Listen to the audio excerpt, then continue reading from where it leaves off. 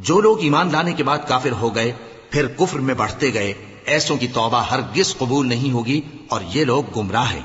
جو لوگ کافر ہوئے اور کفر ہی کی حالت میں مر گئے، وہ اگر نجات حاصل کرنی چاہیں اور بدلے میں زمین بھر سونا دیں تو ہرگز قبول نہیں کیا جائے گا۔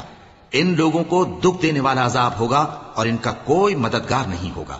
مومنو، جب تک تم ان چیزوں میں سے جو تمہیں عزیز ہیں اللہ کی راہ میں خرچ نہ کرو گے، کبھی نیکی حاصل نہ کر سکو گے، اور جو چیز تم خرچ کرو گے اللہ اس کو جانتا ہے۔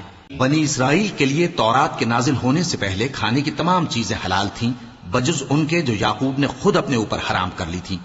کہہ دو کہ اگر سچے ہو تو تورات لاؤ اور اسے پڑھو، یعنی دلیل پیش کرو۔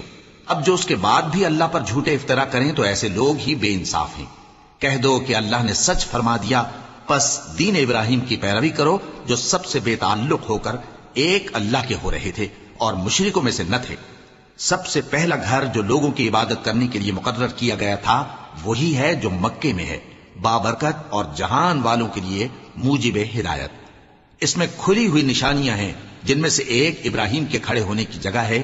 جو شخص اس مبارک گھر میں داخل ہوا اس نے امن پا لیا، اور لوگوں پر اللہ کا حق یعنی فرض ہے کہ جو اس گھر تک جانے کا مقدور رکھے وہ اس کا حج کرے، اور جو اس حکم کی تعمیل نہ کرے گا تو اللہ بھی اہل عالم سے بے نیاز ہے۔